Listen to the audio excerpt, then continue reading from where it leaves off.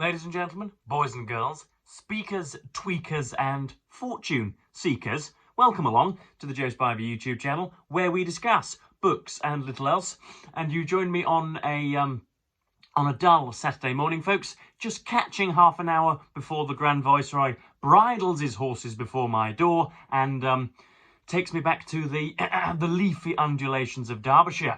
So yeah, it's what is it? It's 10:15 now, and by high noon, Stephen's men will be galloping towards my front door, and I will be off under German automotive power to pastures green and new. But whilst I do have time, I thought that I would nip on, as the content creators say, and blow a few scraps off of this front cover, and once more devote an entire video to the Assassin's Cloak. This is our epochal dive through history's diarists. So that on the 26th of July 1784, we get a Parisian peasant's anecdotes. On the 26th of July 1983, we get a prime minister's promulgations, and so each day brings us year by year responses from history's sons and daughters, and it is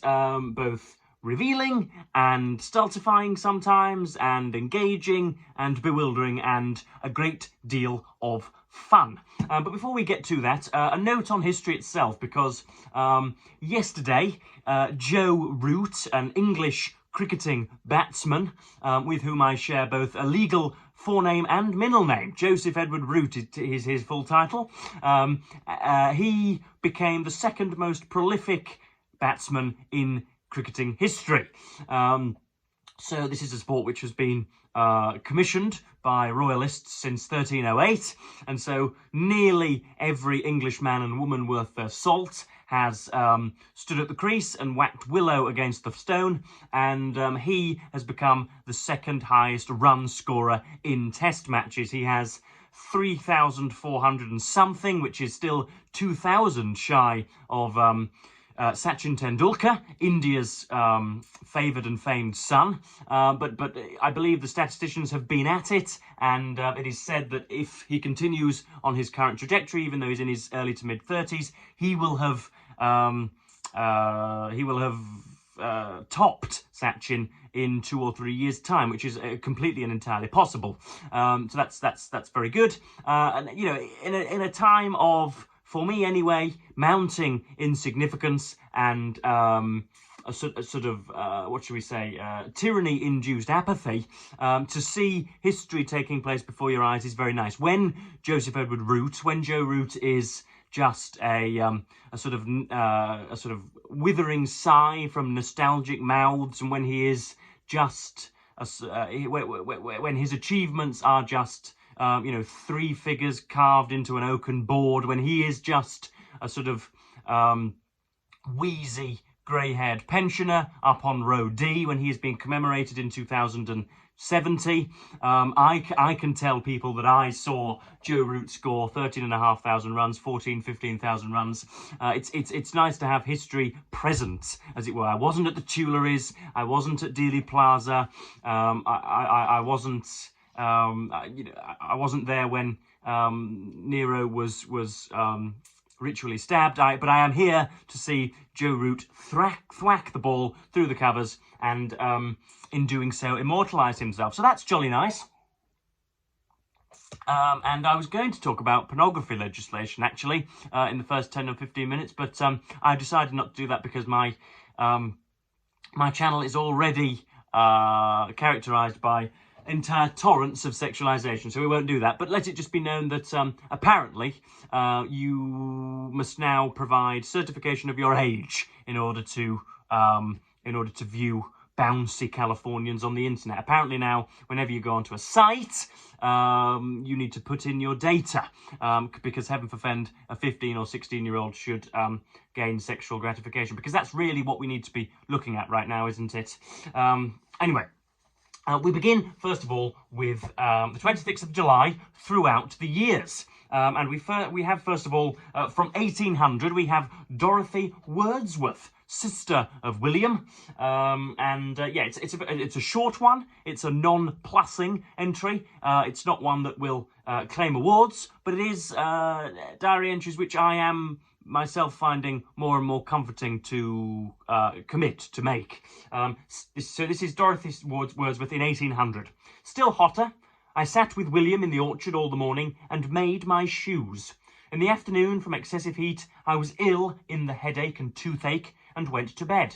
I was refreshed with washing myself after I got up, but it was too hot to walk till near dark, and then I sat upon the wall, finishing my shoes. And that is presumably all she did, which is perfectly fine. I believe, you know, with hypertrophied late-stage capitalism in the 21st century, we feel increasingly guilty for just driving down to the shops or just feeding the ducks or tickling a Labrador under the chin or whatever. We need to go out and decimalize until our heart's extent. We need to innovate. We need to input more figures into the Excel spreadsheet. No, we do not. Okay, we need to don a flannel shirt. We need to read for a few hours.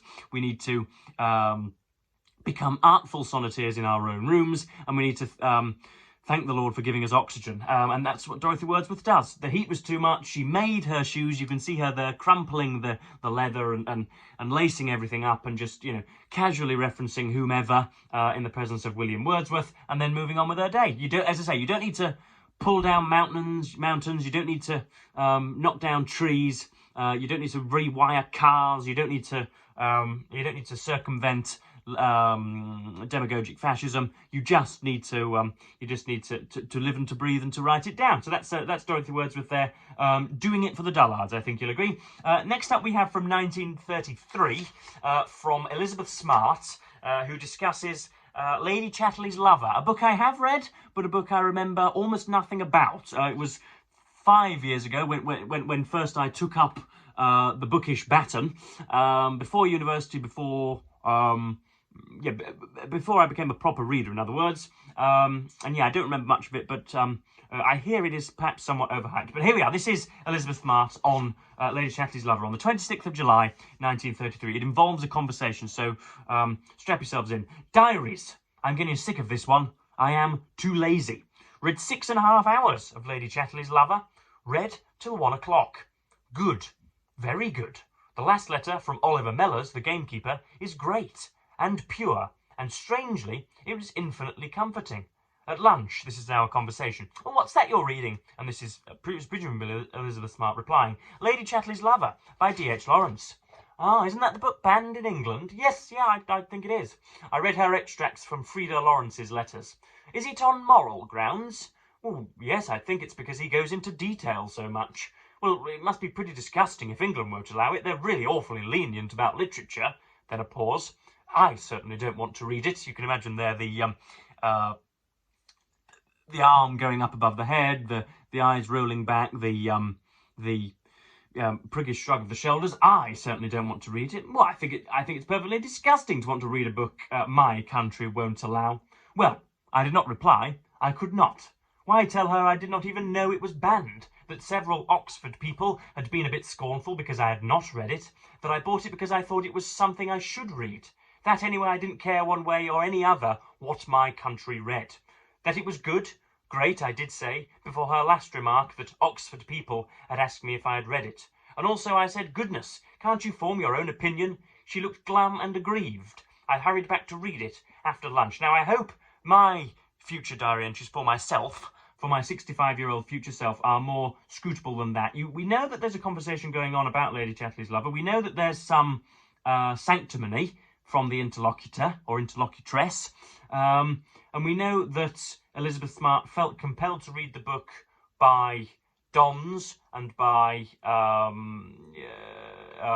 high-minded litterateurs. But we don't really get an awful lot more than that. It's difficult to track, I thought, that entry. I don't know about you. But yeah, that's Elizabeth Smart on the 26th of July, 1933. Now we get to the interesting stuff. Or after this, we get to the interesting stuff. From 1934,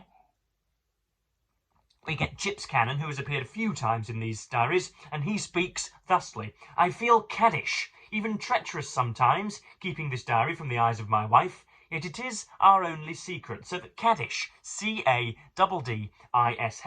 not a word I was familiar with before cracking this spine today, which is it's nice to get another word on the docket.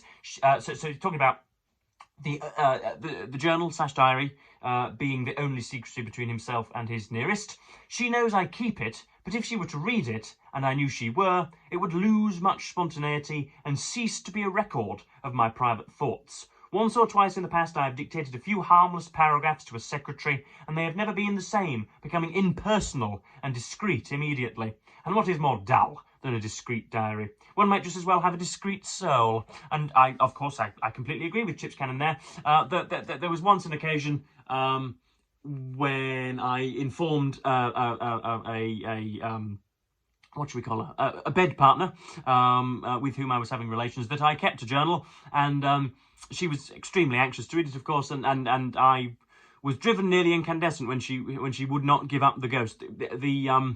The nature / concept of privacy in the 21st century has been eviscerated by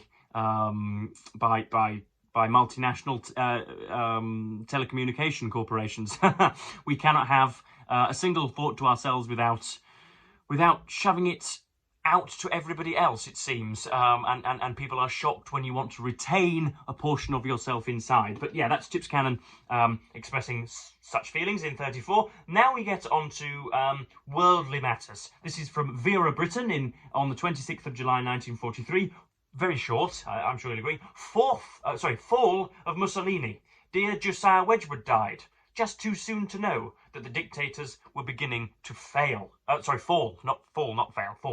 That's Vera Britton in 1943. And then we have Iris Arrigo, who the internet tells me was a English biographer and writer who was living in Toscana, at the time of Mussolini's fall in July of 1943. Presumably then, again, David Murphy would give you a much more uniform and much more multifaceted and multi-pronged description, but I do believe that the English were... goodness me, how Anglo-centric of me, that the Western forces, that the Allied forces were moving up simultaneously from the north of Africa and were plotting Normandy, and Stalin's profligate tactics in the east were also coming to bear on the centrifuge of European fascism. So it's not a good time for those with sort of red slots on their sleeves, or indeed for trowels on their hats. So yeah, we have from the 26th of July 1943, the long-expected news has come at last. Mussolini has fallen. The news was given by radio last night, but we did not hear it until this morning. Mussolini has resigned. The king has appointed Marshal Badoglio in his place. I believe the G is silent, and has himself taken over the command of the army. A proclamation of Badoglio's announces, "Italy will keep her pledge. The war continues." As the broadcast closes, E burst into my room. Have you heard? After 20 years, we all have a lump in our throat. Hope, perplexity, anxiety, doubt, then hope again, infinite relief. A weight has been lifted, a door opened, but where does it lead? I really do wish that people did not descend into sort of rheumatoid cliches and euphemisms whenever they expressed their feelings, but this is the way. We spend the day in speculation, fed by driplets of news. That's better. First, a proclamation of martial law, with the institution of a curfew at sunset and a prohibition of any public meetings. Moreover, it is forbidden to carry firearms or to circulate in any private vehicle. Goodness me, that doesn't sound like liberation to me. A few hours later, we hear with delight of the disbanding of the fascist militia. Its members are to be incorporated in the regular army. In the evening comes the list of the new cabinet, mostly permanent officials or undersecretaries, and here is the most important section of Arrigo's entry. It is clearly to be a moderate, traditional government of administrators, not of great men.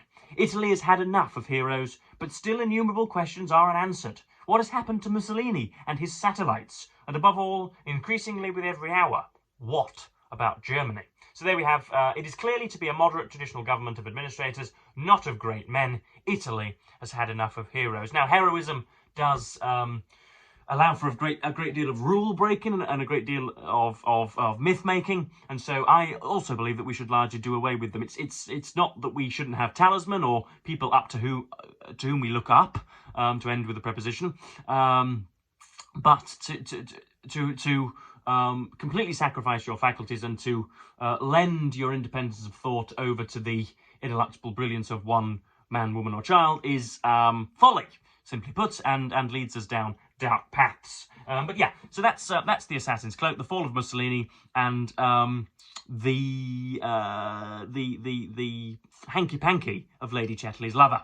So that's that'll do us for today, I believe. I wanted again to come to you with a nice video of this Friday.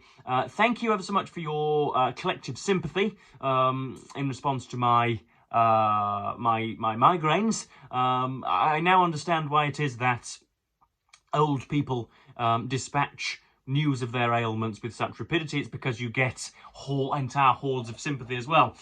So yeah, I don't want to be one of these people who complains constantly on the internet, but you know, I'm also sharing a portion of myself, and I am getting through a good deal of Selden and Snowden's book on David Cameron. There will, of course, be a deep dive later on in the week, probably when this has been thrown from the block. But yeah, strange, really, and almost alarming how respectful and respectable and how slow and honest and how sort of, now we would call it sort of sluggishly traditional, his premiership and his style of statesmanship was with Nick Clegg and with Barack Obama. Yes, such were the joys and days, I think we will say. But yeah, it's actually really painful to read of the scandals, supposed scandals, in here, and how Donald Trump has probably committed 16 of them in the last calendar month, and yet his poll numbers refuse to decline. But yeah, anyway, that's Cameron at 10, and yeah, we'll get onto it in a more full-throated fashion later on this week. But I am, as I say, about to pack a bag, and I'm about to head west towards Glossop, believe it or not. And yes, I will be, no doubt, downing some pints, stroking some sheep, kissing some foreheads, and ingratiating myself to an undue extent. But yes, I will, as per usual, thank you ever so much for watching BookTube, and bid you, of course, the fondest of earthly farewells.